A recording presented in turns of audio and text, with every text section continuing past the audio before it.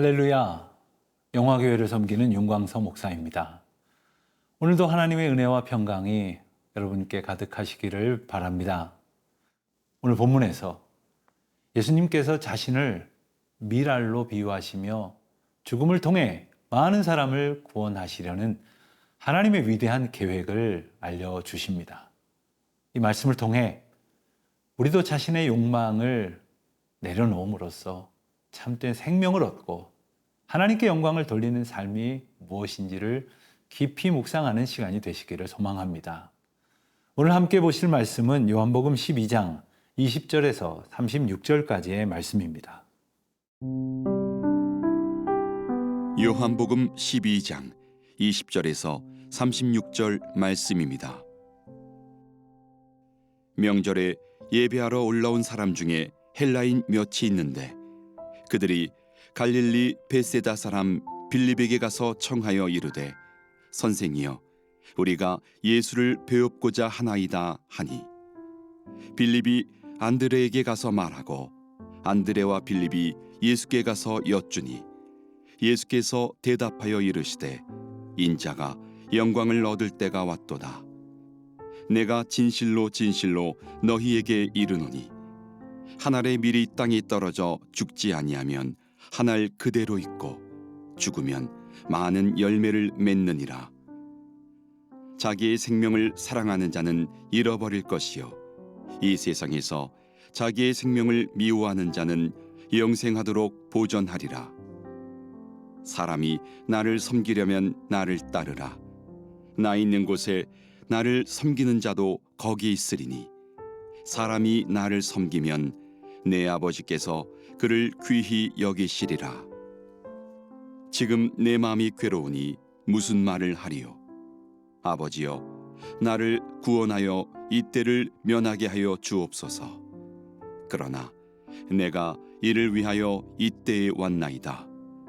아버지여, 아버지의 이름을 영광스럽게 하옵소서 하시니 이에 하늘에서 소리가 나서 이르되 내가 이미 영광스럽게 하였고 또다시 영광스럽게 하리라 하시니 곁에 서서 들은 무리는 천둥이 울었다고도 하며 또 어떤 이들은 천사가 그에게 말하였다고도 하니 예수께서 대답하여 이르시되 이 소리가 난 것은 나를 위한 것이 아니요 너희를 위한 것이니라. 이제 이 세상에 대한 심판이 이르렀으니 이 세상의 임금이 쫓겨나리라.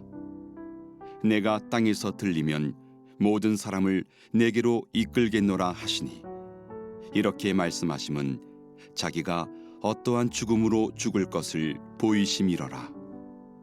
이에 무리가 대답하되 우리는 율법에서 그리스도가 영원히 계신다 함을 들었거늘 너는 어찌하여 인자가 들려야 하리라 하느냐. 이 인자는 누구냐? 예수께서 이르시되 아직 잠시 동안 빛이 너희 중에 있으니 빛이 있을 동안에 다녀 어둠에 붙잡히지 않게 하라. 어둠에 다니는 자는 그 가는 곳을 알지 못하느니라. 너희에게 아직 빛이 있을 동안에 빛을 믿으라. 그리하면 빛의 아들이 되리라. 예수께서 이 말씀을 하시고 그들을 떠나가서 숨으시니라. 유월절을 맞아 예루살렘에 올라온 헬라인 몇 사람이 예수님을 만나고자 합니다. 그들은 빌립에게 다가가서 21절에 보는 대로 예수를 배웁고자 하나이다 이렇게 청합니다.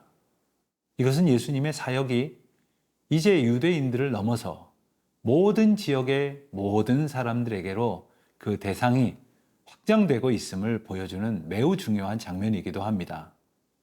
빌립과 안드레가 이 요청을 예수님께 전했을 때 예수님께서는 23절의 말씀처럼 인자가 영광을 얻을 때가 왔다 라고 선언하십니다. 여기서 영광은 단순히 세상적인 성공이나 명예를 의미하는 말씀이 아닙니다. 예수님께서 말씀하신 영광은 하나님의 일하심, 즉 하나님이 행하시는 사건으로 십자가에서 이루어질 구원의 완성을 가리킵니다.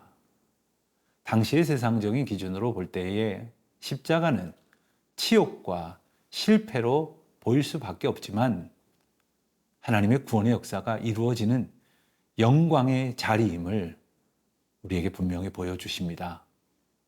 예수님은 이어서 밀알의 비유를 통해 당신의 사명을 이렇게 24절에서 설명하십니다. 한 알의 밀이 땅에 떨어져 죽지 아니하면 한 알 그대로 있고 죽으면 많은 열매를 맺느니라. 예수님께서는 자신의 생명을 버림으로써 온 인류를 위한 구원의 열매를 맺으실 것을 분명히 일러주십니다. 예수님은 25절에서 자신을 따르는 자들에게도 동일한 길을 요구하십니다. 자기 생명을 사랑하는 자는 잃어버릴 것이요 이 세상에서 자기 생명을 미워하는 자는 영생하도록 보전하리라. 이것은 우리가 세상적인 욕망과 집착을 내려놓고 하나님의 뜻만을 온전히 따르며 살아가야 함을 가르쳐 주십니다.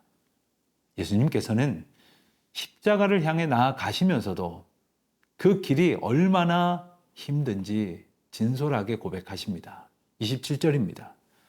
내 마음이 괴로우니 무슨 말을 하리요. 하지만 예수님은 그 고통 속에서도 오직 아버지의 뜻을 이루기 위해 자신을 온전히 내어드리십니다. 감히 예수님의 결단과 선택, 그것과 비교할 수도 없지만 우리 삶 속에서도 예수님이 하셨던 것처럼 밀알되는 길을 선택해야 할 때가 있습니다. 기꺼이 내려놓는 것, 기꺼이 나 자신이 예수님과 함께 죽는 고백이 있어야 합니다. 우리도 기쁨 가운데에 모든 것을 주님 앞에 맡겨드리고 오직 하나님의 역사하심만을 의지하며 온전한 열매를 맺는 삶을 살아가야 할 것이겠습니다.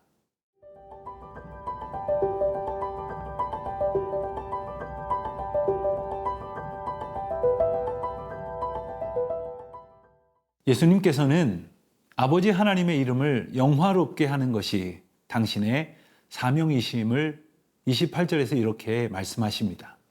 아버지여, 아버지의 이름을 영광스럽게 하옵소서. 이에 대해 하늘에서 음성이 들립니다. 내가 이미 영화롭게 하였고 또 다시 영화롭게 하리라. 이것은 예수님의 사역이 하나님의 뜻에 온전히 부합하며 십자가를 통해 하나님의 구원의 역사가 완성될 것이라는 것을 확증하는 음성이라고 하겠습니다. 그런데 곁에 서서 들은 무리들은 그 소리를 천둥이 울었다고도 하며 또 어떤 이들은 천사가 그에게 말하였다 이렇게 말합니다. 하나님의 음성은 우리가 귀로 듣게 되었다고 해서 누구나 분별할 수 있는 것이 아니라는 사실을 일깨워 줍니다. 그럼에도 예수님께서는 이 음성이 당신만을 위해서가 아니라 주변에 있던 사람들을 위해 들려진 것이라는 것을 30절에서 또한 가르쳐 주십니다. 예수님께서 이렇게 말씀하신 이유는 하나님께서 행하시는 모든 일들이 곧 예수 그리스도를 믿어 구원을 얻게 될 선택된 사람들을 위함이었음을 알려주시는 것이지요. 예수님은 31절에서 또 이렇게 선포하십니다. 이 세상 임금이 쫓겨나리라. 이것은 십자가의 죽음을 통해 사탄의 권세가 무너지고 하나님의 나라가 세워질 것을 말씀하십니다. 하나님께서는 십자가의 예수 그리스도에게 구원과 심판의 권세를 주셨으며 그것을 우리에게 다시금 기억하게 하십니다. 특별히 32절 말씀처럼 내가 땅에서 들리면 모든 사람들을 내게로 이끌겠노라 하셨던 예수님의 말씀은 십자가의 보편적인 구원의 능력을 강조하시는 것이지요.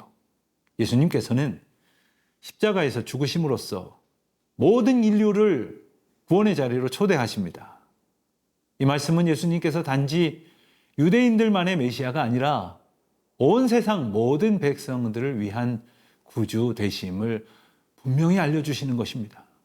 그럼에도 불구하고 34절에서 보듯 군중들은 이 말씀을 이해하지 못하고 여전히 자신들의 생각과 헛된 기대에 갇혀 예수님을 바라봅니다.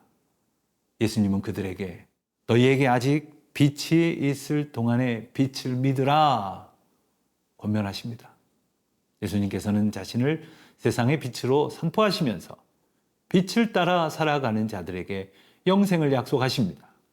동시에 그 빛을 거부하는 자들은 어둠 속에 머물게 될 것임도 엄중히 말씀하십니다.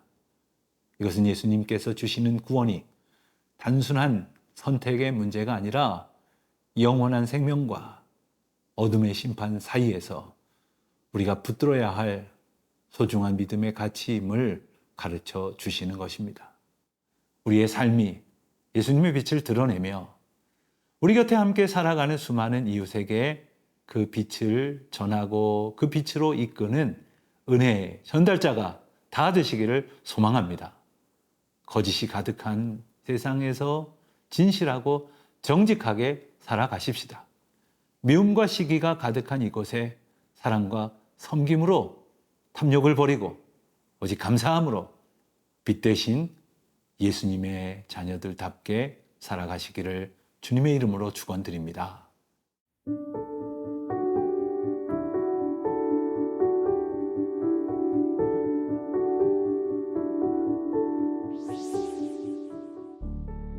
하나님 아버지, 십자가의 길을 걸으신 예수님을 통하여 하나님의 놀라운 사랑을 깨닫게 하시니 감사합니다. 우리도 우리 자신을 기꺼이 내려놓고 버리며 오직 하나님만을 바라보며 빛 되신 예수님을 따라 살아가는 자들 되게 하여 주시옵소서.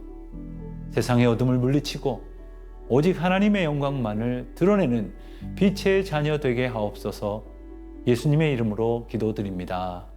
아멘.